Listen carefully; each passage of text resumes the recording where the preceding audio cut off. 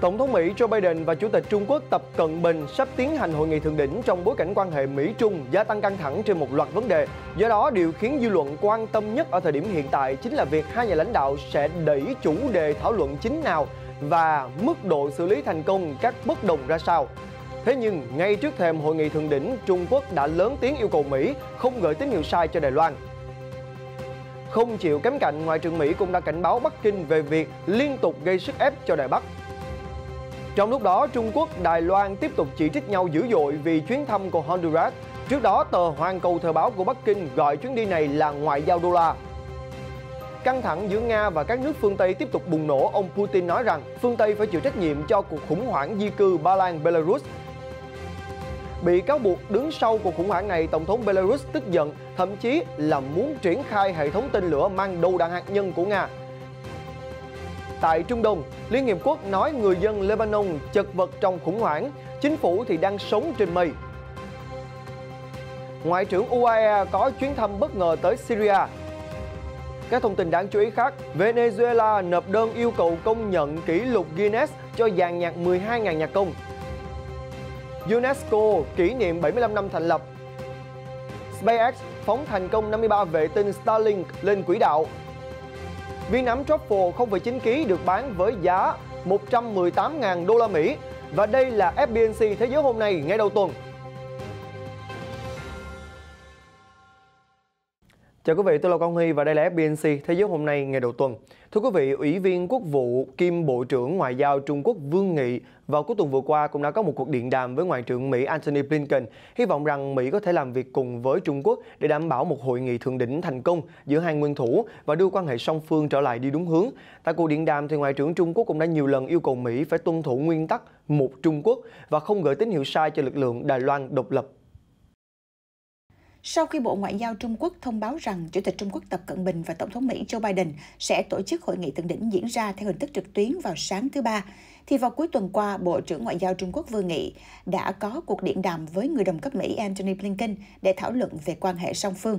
Trong cuộc điện đàm, ông Vương nêu bật vai trò hàng đầu của hai nhà lãnh đạo đối với sự phát triển song phương, hy vọng cuộc gặp sắp tới sẽ mang lại kết quả tốt đẹp, phù hợp với nguyện vọng chung của nhân dân hai nước và cộng đồng quốc tế.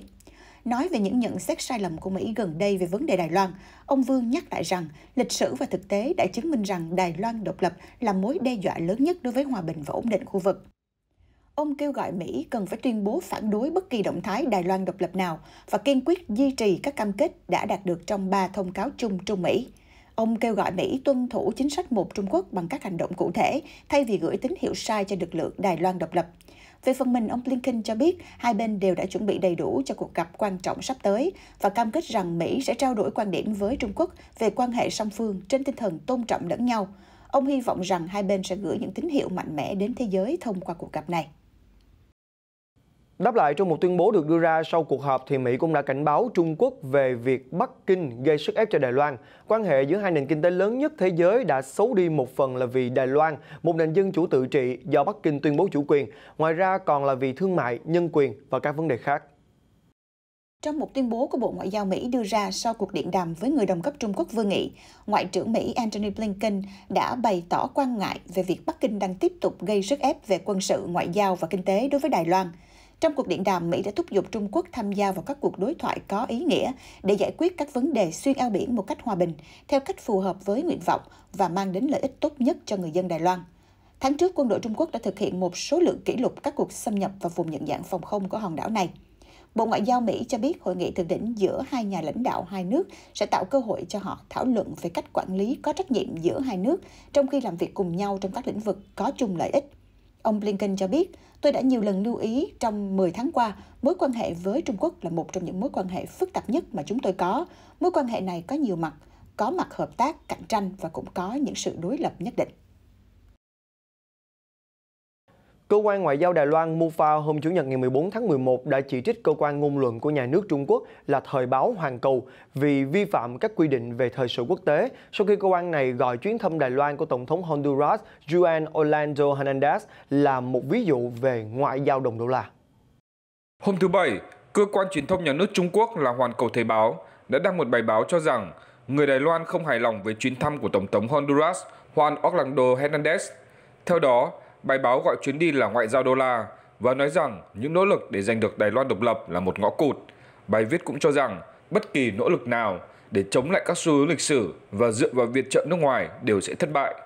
Đáp lại, cơ quan ngoại giao Đài Loan MOFA đã bác bỏ các lập luận này, cho rằng Honduras là một đồng minh Trung Mỹ quan trọng.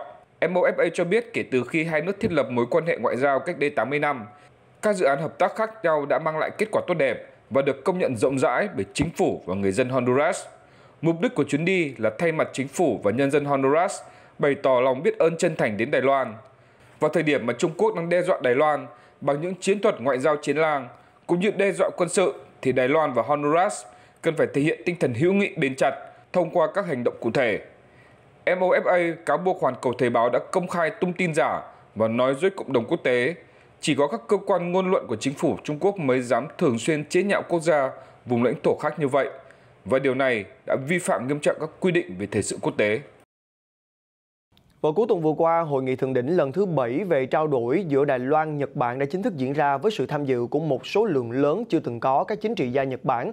Tại đây, họ đã bày tỏ sự ủng hộ nhiệt tình đối với việc Đài Loan trở thành thành viên của các tổ chức quốc tế, bao gồm Hiệp định Đối tác Toàn diện và Tiến bộ Xuyên Thái Bình Dương (CPTPP). Theo CNA, hội nghị thượng đỉnh lần thứ 7 về trao đổi Đài Loan-Nhật Bản đã chính thức diễn ra với sự tham dự của 510 chính trị gia Nhật Bản đến từ 70 tỉnh thành khác nhau. Sự kiện năm nay được tổ chức ở thành phố Kobe. Tuy nhiên do đại dịch, phía Đài Loan chỉ có thể tham dự theo hình thức trực tuyến. Theo Ủy viên Hội đồng thành phố Kobe Uehata Norihiro, bất chấp áp lực của Bắc Kinh, các nhà tổ chức vẫn tìm cách để sự kiện diễn ra suôn sẻ, thậm chí còn là tập hợp được số lượng tham dự đông nhất từ trước đến nay. Tuyên bố Kobe đã được thông qua tại sự kiện này, trong đó kêu gọi Đài Loan gia nhập tổ chức toàn cầu, bao gồm cả khối thương mại châu Á-Thái Bình Dương do Nhật Bản dẫn đầu, CPTPP. Đài Loan đã nộp đơn xin gia nhập CPTPP, mà người đứng đầu chi nhánh hành pháp của Đài Loan, Tô Trinh Sương, hy vọng hiệp định này sẽ chiếm 24% thương mại quốc tế của hòn đảo. Ông Frank Hayes, đại diện của Đài Loan tại Nhật Bản, đã bày tỏ lòng biết ơn với các chính trị gia Tokyo. Ông lưu ý, ít nhất 37 hội đồng từ 47 tỉnh của Nhật Bản đã thông qua các nghị quyết thúc đẩy sự đại diện của Đài Loan tại Tổ chức Y tế Thế giới với tư cách là một quan sát viên. Tổng thống Nga Vladimir Putin hôm thứ Bảy cho biết rằng các nước phương Tây chứ không phải Belarus phải là người chịu trách nhiệm cuối cùng cho cuộc khủng hoảng người di cư ở biên giới Belarus-Ba Lan dẫn đến các cuộc chiến tranh ở Iraq và Afghanistan. Mới đây, Liên minh châu Âu đã cáo buộc Belarus cho máy bay chuyên chở hàng ngàn người di cư, chủ yếu từ Trung Đông, và thúc ép họ vượt biên giới trái phép vào Ba Lan. Trong lúc Liên minh châu Âu chuẩn bị áp đặt các lệnh trừng phạt mới đối với Minsk, ông Putin nói với truyền hình nhà nước Nga rằng Belarus không phải là nguyên nhân gây ra khủng hoảng này. Ông Putin nói rõ, đừng quên những cuộc khủng hoảng di cư này đến từ đâu. Trong vấn đề này, Belarus có phải là quốc gia đầu tiên? Không, chính các nước phương Tây đã tạo ra. Đề cập đến các cuộc xung đột ở Iraq và Afghanistan, ông Putin lưu ý rằng người Kurd và Afghanistan ở Iraq nằm trong số những người di cư biên giới Belarus. Cùng ngày, Tổng thống Belarus Alexander Lukashenko cho biết rằng ông muốn các hệ thống tên lửa Iskander có khả năng hạt nhân của Nga triển khai chúng ở phía nam và phía tây của đất nước. Ông đưa ra thông tin này trong một cuộc phỏng vấn với tạp chí Quốc phòng National Defense của Nga. Trong cuộc phỏng vấn mới đây với tạp chí Quốc phòng National Defense của Nga, Tổng thống Lukashenko nói rằng ông cần hệ thống tên lửa đạn đạo di động Iskander của Nga có tầm bắn lên đến 500 km và có thể mang đầu đạn hạt nhân. EU cáo buộc Belarus dàn dựng cuộc khủng hoảng di cư ở biên giới Ba Lan-Belarus. Họ cho rằng Belarus đã dùng máy bay đưa hàng ngàn người di cư từ Trung Đông và châu Phi đến Belarus và thúc ép họ vượt biên giới trái phép vào Ba Lan. Ông Lukashenko không nói rõ liệu ông đã tổ chức bất kỳ cuộc đàm phán nào với Nga về việc tiếp nhận hệ thống tên lửa Iskander hay không. Bộ Quốc phòng Nga đã không trả lời ngay lập tức yêu cầu bình luận. Ông Lukashenko cũng nói rằng Belarus và Nga không liên quan gì đến cuộc khủng hoảng người di cư ở biên giới Belarus-Ba Lan và phương Tây đã tự tạo ra cuộc khủng hoảng này. Và trong một cuộc phỏng vấn với Reuters, ông Olivier Du Sutter, báo cáo viên đặc biệt của Liên Hiệp Quốc về lương thực cho biết rằng các quan chức trong chính phủ Lebanon dường như không hề ý thức được sự cấp bách của cuộc khủng hoảng kinh tế đã và đang diễn ra, vốn đã khiến cho người dân ngày càng nghèo đói đến đáng thương và họ cũng không có ý định chịu trách nhiệm về điều đó. Trong chuyến công tác kéo dài 2 tuần để nghiên cứu về nghèo đói ở Lebanon, ông Olivier de Schutter, báo cáo viên đặc biệt của Liên Hiệp Quốc về lương thực, cho biết chính phủ nước này đang thất bại trong việc không giải quyết được nhu cầu của người dân. Sau khi gặp gỡ các quan chức hàng đầu bao gồm 9 bộ trưởng, thủ tướng và diễn giả quốc hội trong chuyến thăm này, ông de Schutter cho biết thêm, chính phủ Lebanon đang sống trong tưởng tượng, đó không phải là điềm báo tốt cho tương lai của đất nước. Theo một nguồn tin chính thức tại văn phòng của Thủ tướng Lebanon Najib Mikati, tuy không bình luận gì về quan điểm của ông de Schutter, tuy nhiên văn phòng này cho biết ông Mikati đã có cuộc họp khá tốt với một quan chức Liên Hiệp Quốc khác, đó là Giám đốc điều hành chương trình lương thực thế giới David Beasley. Liên Hiệp Quốc cho biết gần 3/4 dân số nước này đang phải sống trong cảnh nghèo đói và tỷ lệ này đã gia tăng trong cuộc khủng hoảng kinh tế bắt nguồn từ nhiều thập kỷ, mà tham nhũng và quản lý yếu kém là hai nguyên nhân chính. Các ngân hàng đã áp đặt các biện pháp kiểm soát không chính thức đối với việc rút tiền của người dân nước này và đồng tiền Lebanon đã mất hơn 90% giá trị kể từ năm 2019. Ngân hàng Thế giới gọi đây là một trong những cuộc khủng hoảng tài chính tồi tệ nhất thế giới kể từ năm 1850. Chuyển sang một thông tin tại khu vực Trung Đông, vừa qua, Bộ trưởng Ngoại giao các tiểu vương quốc Ả Rập Thống nhất UAE Al-Nahyan cũng đã vừa có chuyến thăm Syria. Theo giới quan sát, thì chuyến thăm bất ngờ này cho thấy tín hiệu tích cực trong nỗ lực cải thiện quan hệ giữa hai nước. Vừa qua, Bộ trưởng Ngoại giao các tiểu vương quốc Ả Rập Thống nhất UAE Al-Nahyan vừa có chuyến thăm Syria. Đây là chuyến thăm đầu tiên của người đứng đầu Bộ Ngoại giao UAE kể từ khi cuộc xung đột ở Syria bùng phát năm 2011. Tổng thống Syria Bashar al-Assad đã đích thân tiếp Bộ trưởng Al-Nahyan. Tại đây, hai bên thảo luận về quan hệ song phương cũng như các biện pháp thúc đẩy hợp tác trên nhiều lĩnh vực vì lợi ích chung của hai nước. Chuyến thăm Syria cùng cuộc hội kiến Tổng thống nước chủ nhà của Bộ trưởng Al-Nahyan là dấu hiệu mới nhất cho thấy mối quan hệ đang tốt đẹp dần lên giữa hai nước sau khi UAE cắt đứt quan hệ với Syria vào tháng 2 năm 2012. Cuộc đua giành chức Tổng thống Philippines đang ngày càng sôi động hơn. Mới đây, Thượng nghị sĩ Christopher Bongo, trợ lý thân cận của ông Duterte, cũng thông báo quyết định tham gia vào phút chót. Và đây là quyết định khác có thể sẽ thay đổi cục diện chính trị Philippines. Thượng nghị sĩ Christopher Bongo, trợ lý trung thành với ông Duterte, đã đăng ký tranh cử tổng thống sau khi rút đơn xin tranh cử vị trí phó tổng thống. Với quyết định này, ông Go sẽ phải đấu với một số đối thủ, trong đó có con trai của cựu tổng thống Ferdinand Marcos. Ông Go thừa nhận ông không muốn tranh cử chống lại con gái của Duterte, bà Sara Duterte Carpio. Trước đó, bà đã có một động thái bất ngờ, đó là nộp đơn ứng cử chức phó tổng thống, chấm dứt những đồn đoán kéo dài nhiều tháng về kế hoạch bầu cử năm 2022 của mình. Thư ký truyền thông của ông Duterte xác nhận rằng nhà lãnh đạo 76 tuổi, người đã hứa từ già chính trường vào tháng trước, sẽ chính thức tranh cử ghế phó tổng thống vào thứ Hai và chống lại con gái của mình. Hôm thứ Bảy ngày 13 tháng 11, chính phủ Venezuela muốn phá kỷ lục Guinness về dàn nhạc lớn nhất thế giới với hơn 12.000 nhạc công từ Al Sistema. Và dàn nhạc này đã biểu diễn trọn vẹn một tác phẩm cổ điển trong hơn 5 phút. Đây là nỗ lực của Venezuela để vượt qua con số hơn 8.000 nhạc công của Nga trong một bài biểu diễn vào khoảng 2 năm trước đó. Hệ thống dàn nhạc thanh thiếu niên và nhi đồng quốc gia của Venezuela được gọi là El Sistema. Đây là một chương trình giáo dục âm nhạc được tạo ra bởi nhạc trưởng Jose Antonio Abreu quá cố, với mạng lưới 180 dàn nhạc, gồm khoảng 350.000 thanh niên và trẻ em.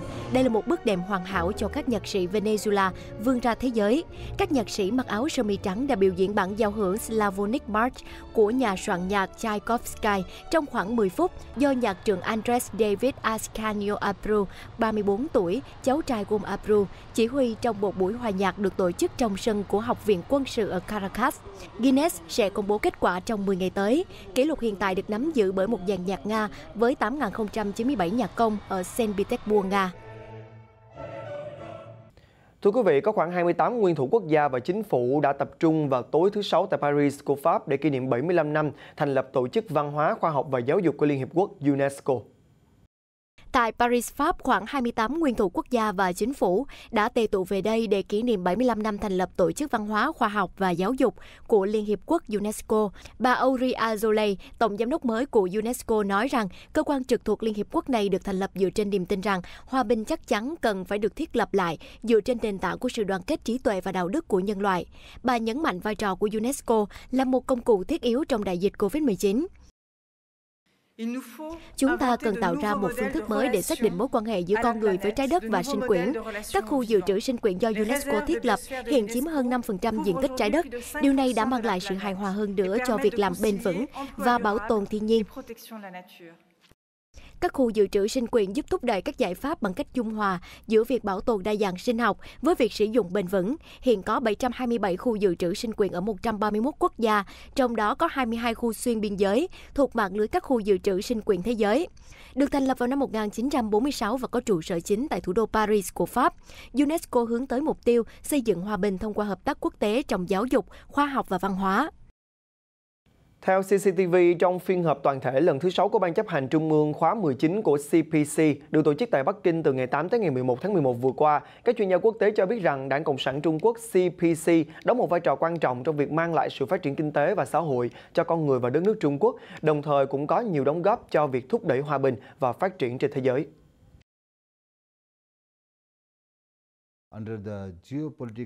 Trong bối cảnh môi trường địa chính trị thay đổi liên tục mà Trung Quốc đang nổi lên như một cường quốc toàn cầu, nước này đã bước vào một kỷ nguyên mới, nơi mà môi trường, thách thức, mối đe dọa và cơ hội khác nhiều so với thời kỳ trước. Và phiên họp này gần như đã đề cập đến tất cả các vấn đề quan trọng để Trung Quốc phát triển bền vững trong những năm tới và sẽ có tác động tích cực đến nền kinh tế, hòa bình, an ninh và ổn định toàn cầu.